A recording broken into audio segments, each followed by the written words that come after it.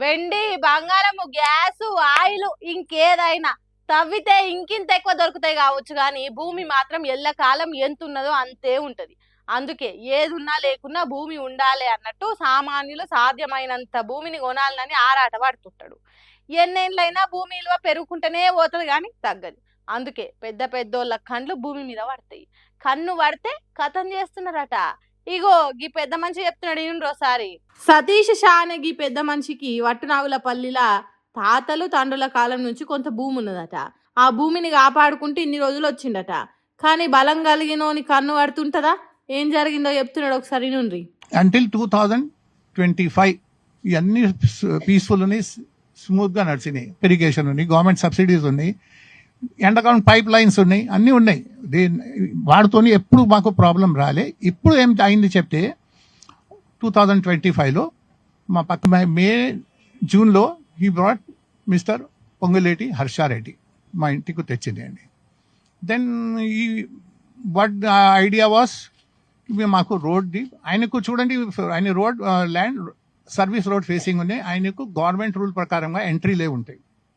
So ఈ లోపల మీరు వచ్చినవి ఆ ట్రంపెట్ రోడ్ ఇంకా నుంచి మాకు భూమిలో కొద్దిగా 100 feet రోడ్ ఇస్తే మాకు ఉపయోగం వస్తే మాకు ఫ్యూచర్ డెవలప్మెంట్ కోసం.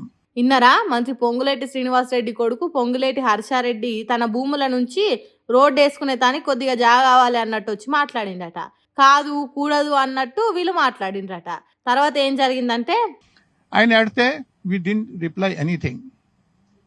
సెకండ్ ఒక వీక్ 2 weeks తర్వాత he brought his father Shri Ponguleti Srinivasa Reddy to our house residence. courtesy call or whatever you say, it was introduction clause, but మాకు later on తెలిసిన ఇంటిమేటింగ్ ఉన్నాయి ఈ call, intimidating. Later on it was a fear సైకోసిస్ మా మీద. ఆయన వచ్చి చేస్తాడు, we treated him well, then issues ఏం రాలేదు. దెన్ థర్డ్ విజిట్ అయినండి పొంగులేటి హర్షారెడ్డిది.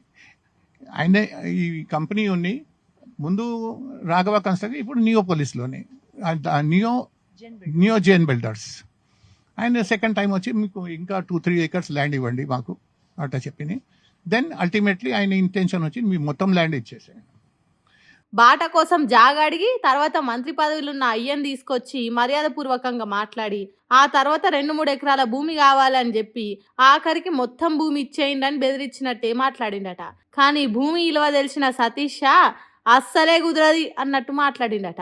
దానికి అధికారం చేతులున్న పొంగులేటి హర్షారెడ్డి ఏం చేసిండంట అంటే 29th నైట్ ఆఫ్ అక్టోబర్ మాకు ఇన్ఫర్మేషన్ ఉంది సార్, ఇక్కడ చాలా 6-7 JCBs వచ్చినాయి రాత్రి, మనం ఫ్యామిలీ ఇంటిలో ఉన్నాయి, బ్రేకప్ చేస్తేనే మా స్టాఫ్కు భయం పెట్టి అందరు fled and hid inside the form.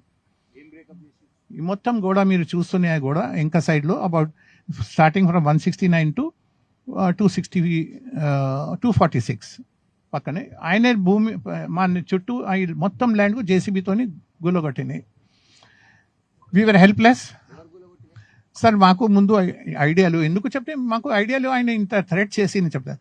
Morning after booking the complaint FIR మాకు మా స్టాఫ్ చెప్పింది సార్, ఇవన్నీ JCB వాడు without all JCBs came without number plate.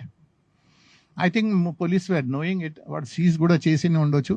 And then మా స్టాఫ్ చెప్పింది సార్, ఆడు చెప్పింది రాఘవ కన్స్ట్రక్షన్. అదేదో సినిమాలా గిచ్చితే గిల్లించుకోవాలి అన్నట్టు భూమి అడిగి తీయాలి, లేకుంటే JCBలు వచ్చి గోడలు కూలగొడతాయి, విధ్వంసం చేస్తాయి అన్నట్టు చేసిండ్రట.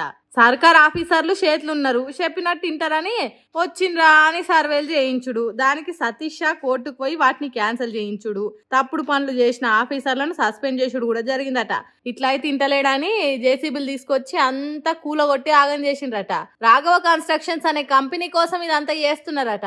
ఇక చెప్పుండ్రి, దునియాల న్యాయం ఏడున్నది, ధర్మం ఎక్కడున్నది, చట్టం ఎవల కోసం పనిచేస్తున్నది, దుడ్డున్నోందే బర్రె అన్నట్టు అధికారం ఎవల చేతులుంటే వాళ్ళు భూమి అడిగి తీయాలి, లేకుంటే గోడలు కూలగొడతారు. కన్ను పడితే చాలు కబ్జాలు చేయకుంటే ఇడిసబెట్టరు. బలం ఉన్నోందే ఇష్టారాజ్యం అన్నట్టు చేస్తారు. వాళ్ళకు భయం లేదు, భక్తి లేదు, కోర్టులంటే లెక్కలేదు, గుండాల రాజ్యం నడిపిస్తాం, గుత్పలతోని దాడులు చేస్తామన్నట్టు చేస్తుండ్రట. గింత మంచిగా నడుస్తున్నది కాంగ్రెస్ పార్టీ వాళ్ళు చెప్తున్నా ప్రజాపాలన. పెద్ద పెద్దోళ్ళ భూములే కాజేస్తుంటే ఇక సామాన్యుల పరిస్థితి ఇంకెట్లుండాలి. అందుకే గుంటెడు భూమి ఉన్నోళ్ళు కూడా పొంగులేటి హర్షారెడ్డి కన్ను పడితే ఏమైపోతామో అన్నట్టు భయంగా బతికేటట్టు చేస్తున్నాడని మాట్లాడుకుంటారట పబ్లిక్. అయ్యా రేవంత్ రెడ్డి సారు, మీ ఏలువాడలో ఎసోంటి ఉద్దరకం పనులు చేస్తున్నారో మీకు తెలుస్తలేదా? తెలిసినా మా వాళ్ళే కదా అన్నట్టు ఇడ్సబెడుతున్నావా? ఇట్లయితే 10 ఏళ్ళు అధికారంలో ఉండడేమో గాని ఇప్పుడు మిగిలిన 2.5 ఏళ్ళు సీఎంగా ఉండడు కూడా కష్టమవుతుంది. జర చూసుకోండి సార్ అంటుర్రు కాంగ్రెస్ పార్టీ కార్యకర్తలు. మీ పిల్లల్ని చుట్టాలను బయట దేశం దోలిచ్చినప్పుడు లేక మీరు ఏదైనా ట్రిప్ ప్లాన్ చేసుకున్నప్పుడు ఆకలి ఎయిర్పోర్ట్ లో ఇంత షాయి బొట్టు సమోసా తింటేందుకు ఆలోచన చేస్తుర్రా? ధరలను చూసి చల్ ఈ కాడ నుంచి ఆ రందివాడకురి ఎందుకు పిల్ల ఉత్తగా వంచుతుర్రా అంటారా? ఉత్తగా కాదు కానీ మన కోసము కేంద్ర సర్కారు మంచి ఉపాయం చేసింది. పాండ్రిపురా చెప్తా. ఎయిర్పోర్ట్ ప్యాసింజర్లు అందరికీ నోట్ల చక్కెర పోసిన అసలు తీయటి ముచ్చటిది. ఇక ఈ కాడ నుంచి షాయికు 200, కాఫీకి 300, సమోసాలు చిప్స్కు 400 ఖర్చు చేయాల్సిన అక్కర్నే లేదు. ఎయిర్పోర్ట్లల్లో ఈ ఎక్కువ రేట్ల సిస్టమ్ను మార్చేటందుకే కదా కేంద్ర సర్కారు ఉడాన్ యాత్రి కేఫ్లను పట్టుకొచ్చింది. ఈ కేఫ్లల్లో tea, coffee, samosa, water bottle ధరలు 10 రూపాయల నుంచే షురు అవుతాయి. ఇయాలనే రాజ్కోట్ ఎయిర్పోర్ట్ నుంచి షాలైంది ఈ కార్యము. దేశంలో ఉన్న 57 ఎయిర్పోర్ట్లలో ఈ సౌలతులు చేస్తారట. ఇవేగాక free WiFi, library, kids zone అసొంటి కొత్త సౌలతులు చేస్తారు పబ్లిక్ కోసము. ఇక ఈ ఉడాన్ కేఫ్లలో ఏమేమి దొరుకుతాయి అనే కదా మీ డౌట్ అనుమానము. ఉత్త షాయి సమోసాలే కాదు, ఏ జాగాలో ఏమేం ఫేమస్ అవిటిని అందరు తినే ధరలల్లో అమ్ముతారట. ఇప్పటికే కోల్కతా, చెన్నై, పూణే, విజయవాడ, ఇటానగర్, భువనేశ్వరు, సూరత్, అహ్మదాబాదు, ముంబై, మంగళూరు, తిరువనంతపురం, కోయంబత్తూర్ ఎయిర్పోర్ట్లల్లో ఈ కేఫ్లు మంచిగా నడుస్తున్నాయట. కడమ వీటిలల్లో కూడా షాల్ చేసి పబ్లిక్ రంది లేకుండా చేస్తారట. బాగుందిలే ఆలోచన. ఇట్లయితే జనాలకు భారం తగ్గుతుంది, గిరాకీ పెరిగి సర్కార్కు ఆదాయం కూడా వస్తుంది.